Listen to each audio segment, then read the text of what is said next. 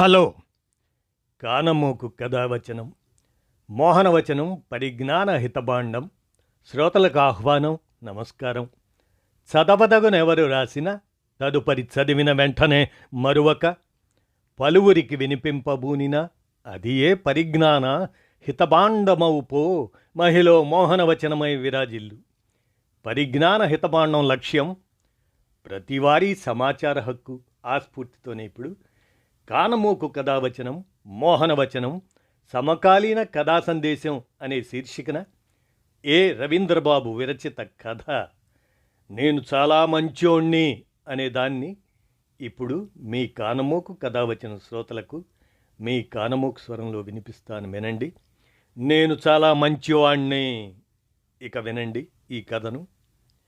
నేను చాలా మంచోణ్ణి, నేను చాలా మంచివాడిని. ఎంతోమందికి మేలు చేస్తూనే ఉన్నా ఎవరికి ఏ అపకారం కలిగించలేదు. డబ్బు కన్నా మనుషులకు అనుబంధాలకే ఎక్కువ విలువిస్తా. గౌరవం, మర్యాద, పరువు, ప్రతిష్టలతో జీవిస్తున్నా. నీతులు, విలువలు, పద్ధతులతో బతుకుతున్నా. నన్ను అందరూ మెచ్చుకుంటారు, గుర్తిస్తారు. ఇవన్నీ నా గురించి నాకున్న అభిప్రాయాలు. వీటి కోసమే బతుకుతా కూడా. ఇంతకీ నా పేరు చెప్పలేదు కదూ, రిషి. ఆఫీస్కి రెడీ అవుతుంటే పక్కింటి ఆంటీ వచ్చింది. సోఫాలో కూర్చుంటూ, రిషి, అంకుల్కి ఉద్యోగం పోయి 3 నెలలైంది. ఎండి అకౌంట్స్లో ఏదో మిస్టేక్ చేయమంటే మీ అంకుల్ చేయనన్నాడట. దాంతో ఉద్యోగం నుంచే తీసేశాడు. నీకు తెలుసు కదా అంకుల్ గురించి. ప్రియా బీటెక్ 3వ ఏడు. ఇల్లంతా మీ అంకుల్ జీతం మీదే నడుస్తుంది. మీ కంపెనీలో ఏదన్నా జాబ్ ఉంటే అన్నది. అంకులే నేరుగా నన్ను అడగొచ్చుగా, ఆంటీ రికమెండేషన్ ఎందుకు? ఆంటీ చూడ్డానికి చాలా అందంగా ఉంటుంది. మాటలతోనే కాదు, కళ్ళతోనూ మాయ చేస్తుంది. పైగా ప్రియా ప్రస్తావన కూడా తెచ్చింది. ఆంటీకి నేను బ్యాచిలర్ అని తెలుసు. నాలో రకరకాల అనుమానాలు, ప్రశ్నలు. సరే ఆంటీ, తప్పకుండా ట్రై చేస్తా. వెళ్తున్న ఆంటీ తెల్లటి వీపుపై నా చూపులు గుచ్చుకోకుండా ఉండలేకపోయాయి. ఆఫీస్కు టైంకు వెళ్ళకపోతే పెద్ద తప్పు చేసిన వాళ్ళ ఫీల్ అవుతా. నా లైఫ్లో టైంకు వెళ్ళని రోజులు లేవనే చెప్పాలి. ఆంటీ టైం తినేయడం వల్ల కారు ఫాస్ట్గా డ్రైవ్ చేస్తున్నా. ట్రాఫిక్ ఎక్కువగా ఉంది. పైగా సిగ్నల్ పడింది. వాచ్లో టైం తిరుగుతుంది. నిండు గర్భిణి చిన్న చిన్న బొమ్మలు పట్టుకొని కారు దగ్గరికి వచ్చి గ్లాస్ డోర్ కొట్టింది. ఓపెన్ చేశాను. సారు, ఆకలిగా ఉంది, ఒక్క బొమ్మ కొనండి సారు, 50 రూపాయలే. బొమ్మలు చూపించింది. పాన్ పరాగ్తో గారపట్టిన పళ్ళు, చాలీ చాలని బట్టల్లో దుమ్ము ధూళి కొట్టుకొని నల్లగా అక్కడక్కడా కనిపించే శరీరం, ముందుకొచ్చిన పొట్ట అసహ్యంగా. పక్కన వెహికల్స్ ధనా వచ్చి ఆగుతున్నాయి. వాటి సౌండ్స్, సిగ్నల్ పడితే కారును ముందుకు దూకించాలన్న ఆలోచన. ఇంతలో ఈ బొమ్మలమ్మే ముష్టిది బొమ్మకును భోషాణంగొను అని విసిగిస్తుంది. ఆఫీస్కు టైంకు వెళ్ళకపోతే నా పంక్చువాలిటీ ఏమైపోవాలి? అసలు ఇలాంటి వాళ్ల వల్ల దేశానికే కాదు, హుందాగా బతికే నాలాంటి వాళ్లకు ఇబ్బందే. ఈ రాజకీయ నాయకులు, ప్రభుత్వాలు ఏం చేస్తున్నాయి? నీ బొమ్మ వద్దు, నువ్వు వద్దు. కోపంగా విండో క్లోజ్ చేశాను. సిగ్నల్ పడింది. కారు ముందుకు దూకించాను. కరెక్ట్ టైంకి ఆఫీసులో పంచి కొట్టి గుడ్ అని భుజాన్ని తట్టుకున్నాను. సీట్లో కూర్చోగానే అమ్మ ఫోన్. రేయ్, మీ అక్క ఇప్పుడే ఫోన్ చేసింది. విజయవాడలో కొత్తగా ఇల్లు కొన్నాం. ఈ నెల 6వ తేదీ గృహప్రవేశం. మీరు తప్ప ఎవరున్నారు నాకు? చెప్పకుండా పెళ్లి చేసుకున్నా. ఇప్పుడు సంతోషంగానే ఉన్నా కదా. ఒక్కసారి చూడాలనిపిస్తుంది. నువ్వు తమ్ముడు రండి అన్నది. అమ్మా, నీకు గుర్తులేదా? అది లేచిపోయి వెళ్ళిన రోజు ఎంత బాధపడ్డాం. 3 రోజులు నువ్వు అన్నం నీళ్లు మానేసి ఏడ్చావు. నాన్న మా చిన్నప్పుడే చనిపోతే నన్ను దాన్ని ఎంత బాగా పెంచావు. మన కులం కానోణ్ణి లవ్ చేస్తే వద్దన్నాం. ఊరిలో మన పరువు తీసింది. అందుకే దానికి పిల్లలు కూడా పుట్టలేదు. ఇప్పుడు ఎలా వెళ్తాం? నీకు లేకపోయినా పరువు మర్యాద నాకున్నాయి. ఆ లేచిపోయిన దాని ఇంటికి నేను రాను. ఈ లైఫ్లో దాని ముఖం చూడను. ఫోన్ కట్ చేయబోతే, అది కాదురా. ఏది కాదు? నేనైతే రాను. నువ్వు వెళ్తా అంటే వెళ్ళు. నువ్వు వెళ్ళడం కూడా నాకు ఇష్టం లేదు. నీ ఇష్టం. సరే, నీ మాట కాదని నేనెందుకు వెళ్తా? రేపు ఏదన్నా అయితే కొడుగ్గా చూడాల్సింది నువ్వే కదా. ఆ మాటలకు నాలో ఏదో తెలిసిన తృప్తి కలిగింది. సరే అమ్మా. ఫోన్ కట్ చేశాను. కంప్యూటర్ ఆన్ చేసి లాగిన్ అయి ఈరోజు వచ్చిన ఫైల్స్ చూశాను. ఏవి ఈరోజు చేయాలి, ఏవి వాయిదా వేయొచ్చు, అర్జెంటుగా చేయాల్సినవేవి అన్నీ చెక్ చేసి వేరు ఫోల్డర్స్లో పెట్టాను. 2 అర్జెంట్ ఫైల్స్ తప్ప బిజీ వర్క్ ఏమీ లేదు. ఇంతలో ప్రాజెక్ట్ మేనేజర్ నుంచి కాల్. మీటింగ్ హాల్ వైపు నడిచాను. అప్పటికే నాతో పాటు మిగిలిన టీమ్ లీడర్స్ అందరూ ఉన్నారు. అప్పుడప్పుడు ఎలాంటి ఇన్ఫర్మేషన్ ఇవ్వకుండా ఇలాంటి మీటింగ్స్ అన్అఫిషియల్గా పెట్టడం మామూలే. ప్రాజెక్ట్ మేనేజర్ ఫార్మాలిటీగా హాయ్ చెప్పి మాట్లాడడం మొదలుపెట్టాడు. న్యూ ప్రాజెక్ట్ రాబోతుంది. దానివల్ల కంపెనీకి 2Cకి పైగా లాభం. దానిలో మనందరికీ 30% వాటా. But this is illegal. ఎవరు ఎక్కడా దీని గురించి మాట్లాడకూడదు, వర్క్ షేర్ చేయకూడదు. అందరూ ఓకే అంటే ప్రాజెక్ట్ టేక్ ఓవర్ చేస్తా. ఒక్కొక్కరు ఒక్కో ఒపీనియన్ చెప్పారు. చివరిగా manager, what is your opinion Rishi? నన్ను ప్రత్యేకంగా అడిగాడు. సార్, ప్రాజెక్టు మన కంపెనీకే వస్తుంది. మనం చేస్తున్నట్లు ఎక్కడా ఓపెన్ కాము. అంతా సీక్రెట్. బట్ మన వాటా మనకు వస్తుంది. ఏదన్నా అయితే కంపెనీకే, పర్సనల్గా మనకేం కాదు. అయితే స్మాల్ సజెషన్స్. వర్క్ చేసేటప్పుడు డూప్లికేట్ మెయిల్స్తో ఎంటర్ అవుదాం. ఏదన్నా జరిగితే మన జాబ్స్కు కంపెనీ భరోసా ఇవ్వాలి. అలా అయితే ఓకే చేయండి. పైగా శాలరీ హైక్ చేసి 2 years అవుతుంది. అందరికీ కార్లు, హౌస్ ఈఎంఐలు ఉన్నాయి. నా మాటలకు అందరూ క్లాప్స్ కొట్టారు. మేనేజర్, అందుకే రిషి, నువ్వంటే నాకు అభిమానం. 2 వైపులా ఆలోచిస్తావు. కంపెనీకి మేలు చేయాలంటావు. సేమ్ టైం మనకు పర్సనల్ ఉపయోగం ఉండేలా జాగ్రత్త పడతావు అని మెచ్చుకున్నాడు. మిగతా వాళ్ళు కూడా నా అభిప్రాయాన్ని అంగీకరించడంతో ప్రాజెక్ట్ ఓకే చేయిస్తా. రాత్రికి party, all are welcome. Project manager, party అయితే అంకుల్ జాబ్ గురించి మాట్లాడడానికి మంచి టైం అనుకున్నాను. సీట్లో కూర్చొని ఆ 2 ఫైళ్ళు చూస్తూ ఉంటే మా బావ ఫోన్. హాయ్ రిషి, ఎలా ఉన్నావు? జాబ్ ఎలా ఉంది? ఐఆమ్ గుడ్ బావా. నువ్వు ఎలా ఉన్నావు? ఏంటి సంగతులు? మ్మ్, ఏమీ లేదు. విజయవాడలో కొత్తగా ఇల్లు కొన్నాం. ఈ నెల 6వ తేదీ గృహప్రవేశం. ఈసారైనా నువ్వు అత్తమ్మ రావాలి.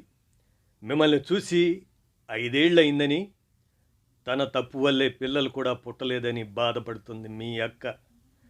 ఒకసారి రండి రిక్వెస్ట్ చేశాడు. నిజమే బావా, నాకు చూడాలని ఉంది. నీ వల్లే ఈ జాబు వచ్చిందని తెలిసినా అమ్మ తట్టుకోలేదు. చాదస్తం ఎక్కువ. అక్క చేసింది తప్పని ఇంకా మనసులో పెట్టుకొని నన్ను మీ దగ్గరికి రాకుండా చేస్తుంది. అర్థం చేసుకో బావా. అమ్మకు నచ్చజెప్పి తొందరలోనే అందరినీ కలుపుతా. నువ్వు కాంట్రాక్టర్గా ఇంకా ఇంకా ఎదగాలి, సంపాదించాలి. ఎనీహౌ, కంగ్రాట్స్ బావా. ఆ మాటలకు నన్ను నేనే మెచ్చుకుంటూ వర్క్ పూర్తి చేశాను. సాయంత్రం ఇంటికొచ్చి స్నానం చేసి రిలాక్స్గా సోఫాలో కూర్చున్నా. డోర్ చప్పుడైంది. ప్రియా కాఫీ కప్పుతో. హాయ్ ప్రియా, ప్లీజ్ అంటూ కుర్చీ చూపించా. చేతిలో కప్పు నాకు ఇచ్చి కూర్చుంది. కాలేజీకి వెళ్ళొచ్చావా? స్టడీ ఎలా సాగుతుంది? కళ్ళు ఇంత చేసుకొని ముఖమంతా నవ్వు పూసుకొని, మిమ్మల్ని ఋషి అని పిలవాలా, సార్ అనాలో అర్థం కాదు. స్టడీస్లో మా గ్రూప్లో నేనే ఫస్ట్. కానీ మీలా బీటెక్ పూర్తవగానే ఇంత మంచి జాబ్ కొట్టడం అంత ఈజీ కాదు.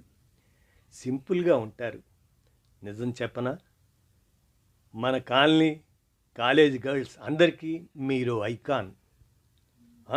నిజంగానా? నాలో ఏముందంతా?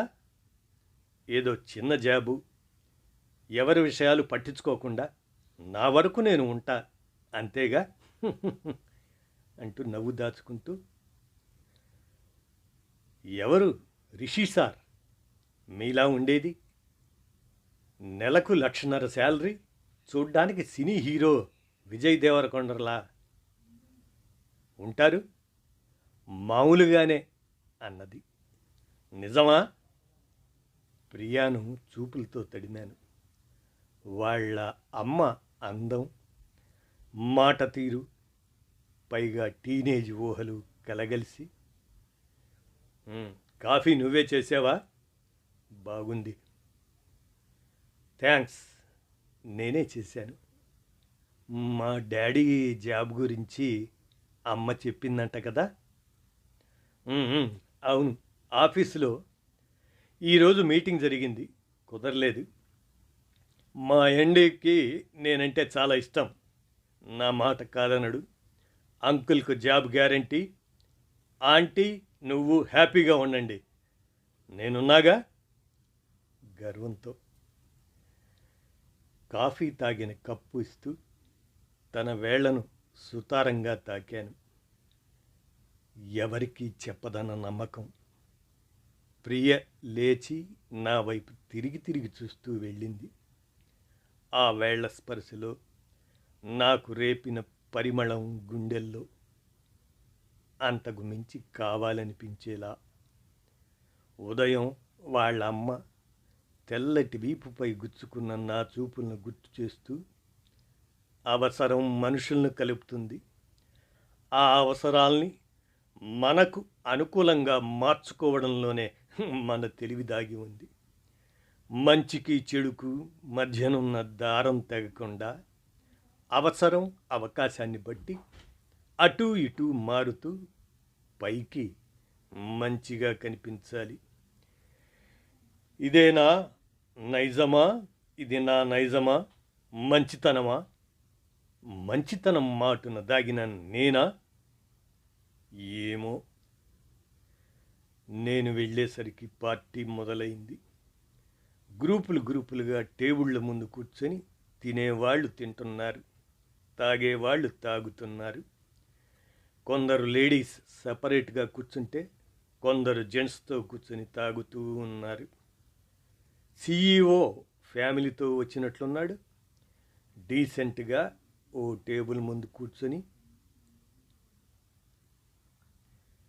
భార్య 2 పిల్లలతో వెజ్ ఐటమ్స్ తింటున్నాడు. వెళ్ళి హాయ్ చెప్పాను. హీఈజ్ రిషి, ఇంటెలిజెంట్ మ్యాన్, వర్క్లోనే కాదు క్యారెక్టర్లో కూడా. వాళ్ళ ఫ్యామిలీకి పరిచయం చేశాడు. నేను నవ్వుతూ వంగి నమస్తే పెట్టి, సార్ వల్లే కంపెనీ నడుస్తుంది మేడం, సార్కు పొగడ్తలు అసలు నచ్చవు అంటూ ఉండగా ఇంకో టీం లీడర్ వివేక్ గాడు వచ్చాడు.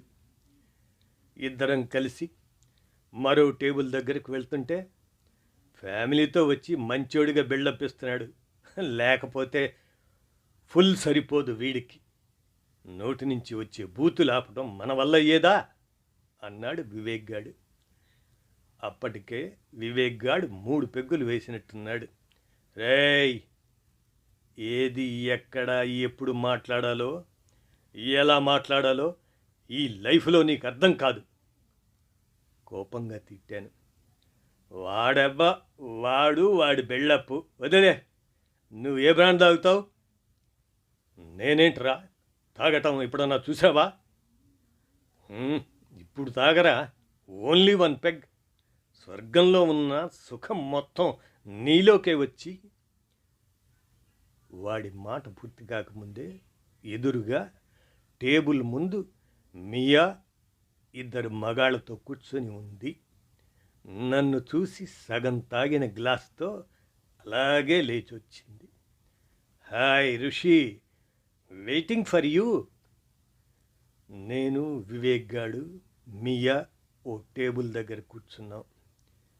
మియా 6 నెలల కిందటే మా కంపెనీలో చేరింది. చేరిన 3 నెలల్లోనే టీం లీడర్ అయ్యింది.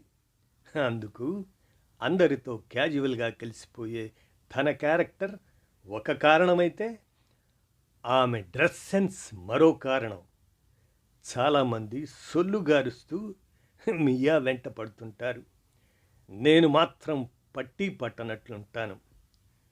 తను కొత్తగా వచ్చినప్పుడు నా దగ్గరే ట్రైనీగా చేరింది. ఇప్పటికీ ఏ డౌట్ వచ్చినా నన్నే అడుగుతుంది. నెక్స్ట్ లెవెల్కి వెళ్ళాలన్నా నా రికమెండేషన్ తప్పనిసరి. మియా మా టేబుల్ దగ్గర ఉండటం చూసి జీవన్ 2వ పెగ్గుతో వచ్చి కూర్చుని సిప్ చేస్తూ మియాను స్టఫ్గా తింటున్నాడు. ఆ విషయం మియాకు తెలుస్తున్నా ఎంజాయ్ చేస్తుంది. రిషి, నేనంటే నీకు అభిమానం ఉందా లేదా? మియా: అఫ్కోర్స్. అయితే నా కోసం ఈరోజు తాగాలి నువ్వు. నో, నా కోసం ప్లీజ్, నా కోసం రిక్వెస్ట్తో నన్ను తన వైపు లాక్కుంది. అనుమానంగానే ఆలోచనలో పడ్డాను. వివేక్ గాడు నేను తాగుతానా తాగనా, నేనడిగితే తాగలేదు, మియా అడిగిందని తాగుతాడా? నా ముఖాన్ని ప్రశ్నలతో చంపేస్తున్నాడు. డోంట్ వర్రీ, కోక్తో కాక్టైల్ చేసి తీసుకొస్తా అంది మియా. ఆమె వెనక్కి తిరిగినప్పుడు విసురుగా నా ముఖాన్ని తాకిని తన వెంట్రుకల పరిమళం తెలియని మత్తు గుండెల్ని సునామీలా ముంచెత్తింది. మియా తెచ్చివ్వడం, నేను తాగటం అలా అలా జరిగిపోయింది. 3, 4 నాకు తెలియలేదు. ఆ 2 రకాల మత్తులో, మైకంలో నేను, నా మంచితనం. ఎదురుగా ఉన్న వివేక్ గాడు నన్ను మనసులో తిట్టుకుంటున్నాడేమో.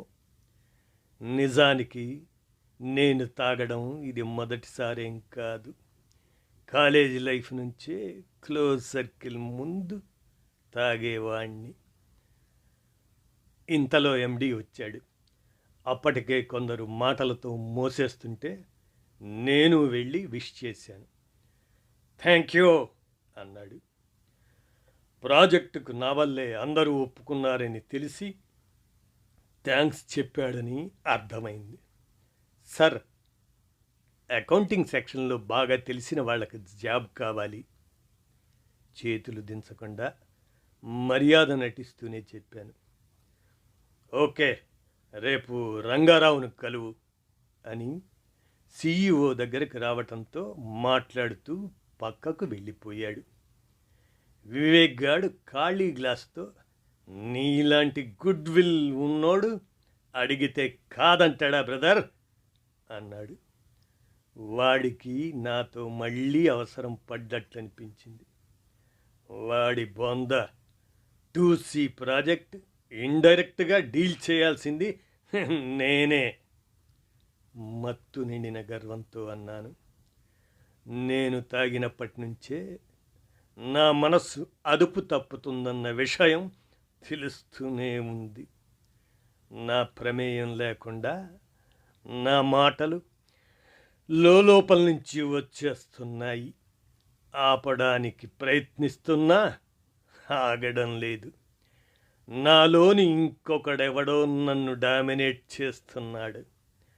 మనసుకు గొంతుకు మధ్యనున్న పొర తెగిపోయింది. కళ్ళకు బైర్లు కమ్మాయి.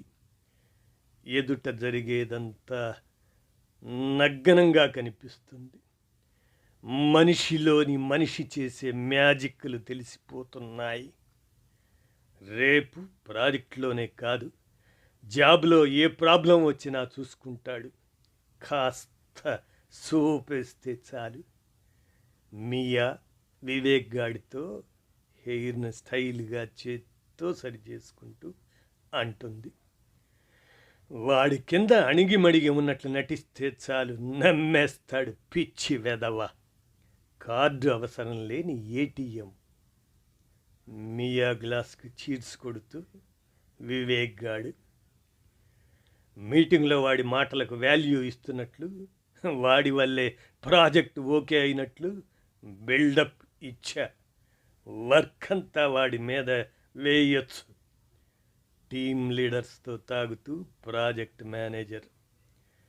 గ్లాసుల నిశ్శబ్దంలోంచి అందరూ మత్తుగా నవ్వుతున్నారు. ఆ నవ్వుల్లో నేను, నాలోని నేను. ఆంటీకి నా చూపుల్లోని అర్థం తెలిసినా, ప్రియా చేతుల్ని తాకినా ఎందుకని ఏమీ అనలేదు. అవసరం కోసమా? ఆనందించా. సిగ్నల్ దగ్గర నేనెందుకు బొమ్మ కొనలేదు? నేను గొప్పవాణ్ణనే ఫీలింగా? ఆమె అంటే చులకన? నేను నాటకం ఆడుతున్న సంగతి బావకు తెలుసా? అమ్మ నాకు వెళ్ళనని చెప్పి అక్క గృహప్రవేశానికి వెళ్తుందా? నేను నా మంచి, నా విలువలు, నా బంధాలు, నా పరువు, నా ప్రవర్తన అందరూ నా మాదిరే. అవసరం, అవకాశం, కోరికల కోసం నటించేవాళ్ళ నిజంగా మంచోళ్ళు ఎలా ఉంటారు?